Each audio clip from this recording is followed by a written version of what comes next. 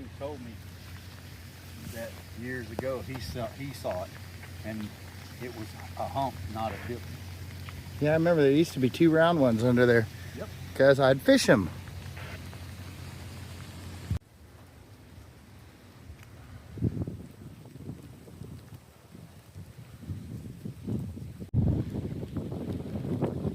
That is the problem right there. One culvert, and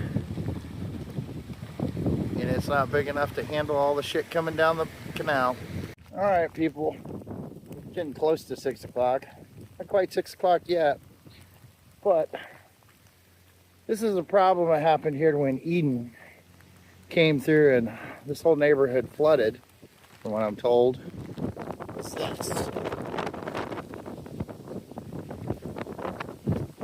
That canal was way down before. Now it is full. It's only got about 4 foot left on there. It's not good before it crests. Problem is that culvert, which I took some pictures and video of before. That's our problem. Tornadoes are gone. Hurricane gone. More water coming this way. That's only like 2 foot before it gets up to the road. It's not good.